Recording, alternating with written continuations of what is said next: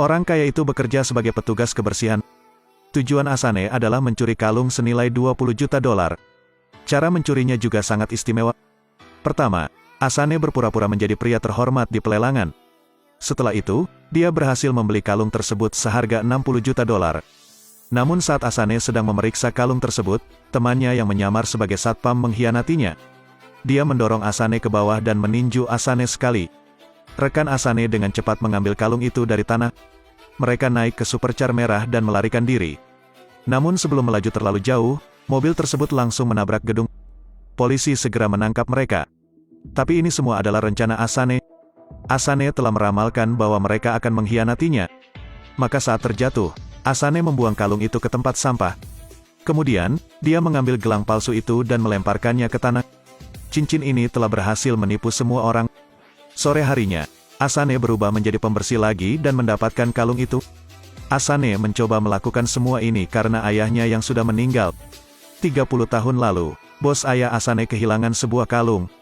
Yang Hubert klaim ayah Asane mencurinya. Itu sebabnya ayahnya ditangkap.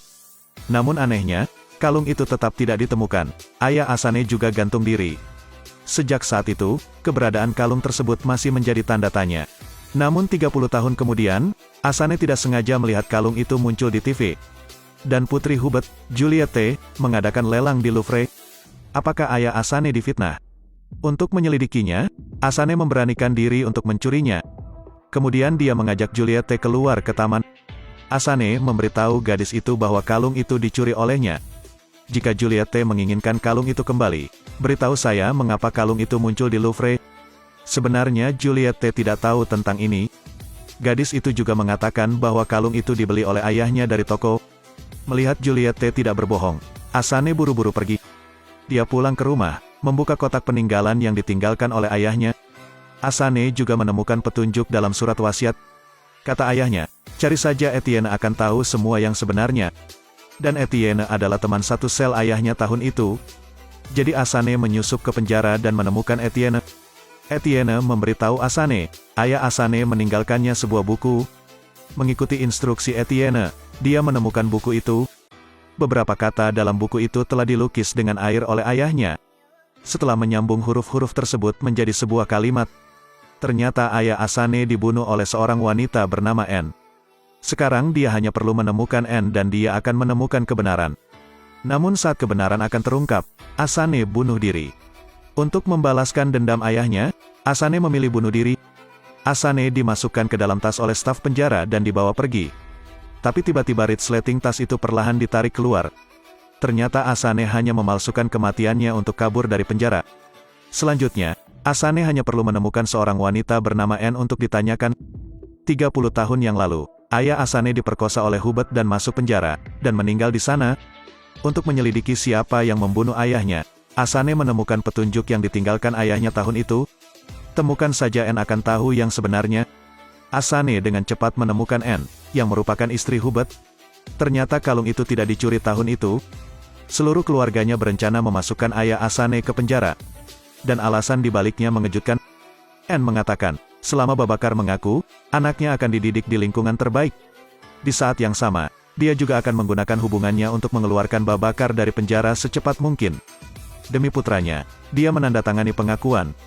Namun tak disangka, polisi yang disuap oleh Anne memainkan tipu muslihat. Dia membuat Babakar dihukum mati, jadi Babakar bunuh diri.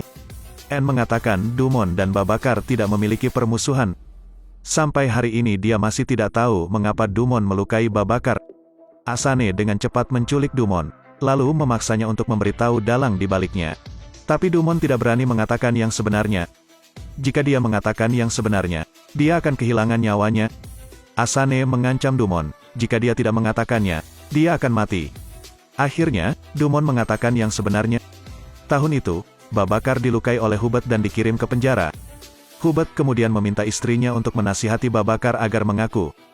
Hubert takut Babakar akan mengatakan yang sebenarnya saat dia keluar dari penjara. Jadi dia mencoba membuat Babakar bunuh diri. Dia berbohong bahwa kalung itu akan menghasilkan banyak uang. Dia menggunakan uang itu untuk memperluas bisnis. Setelah mengetahui kebenarannya, Asane bersumpah akan membalas dendam terhadap Hubert. Tapi dia tidak bisa melakukan ini sendirian. Dia pergi mencari seorang wanita. Dia adalah orang penting yang bisa mengekspos Hubert. Apa cara untuk menghancurkan seseorang? Itu untuk memahami titik lemah lawan. Asane menghubungi Fabienne, yang menyimpan bukti bahwa Hubert menjual air. Jadi Fabienne dicubit oleh Hubert dan kehilangan pekerjaannya. Mengetahui Asane ingin mengungkap Hubert, Fabienne memiliki lebih banyak harapan. Jadi dia menunjukkan video bukti kejahatan kepada Asane. Tahun itu untuk selamanya, Hubert mengkhianati negara untuk menjual senjata kepada teroris. Akibatnya, negara itu diserang oleh teroris. Asane dengan cepat mengunggah klip itu. Kurang dari 2 jam, klip itu menjadi viral di seluruh media. Setelah menonton klip tersebut, Hubert mulai panik. Saat ini, banyak reporter yang meminta Hubert untuk mengatakan yang sebenarnya. Tapi Hubert mengatakan ini adalah rumor. Dia bahkan berdiri di depan reporter yang memprovokasi orang yang mengunggah klip tersebut. Asane juga tidak mau kalah. Dia berpura-pura menjadi orang tua di stasiun televisi, bersiap untuk mengekspos Hubert. Namun tak disangka, isi dialog dalam klip tersebut telah diubah.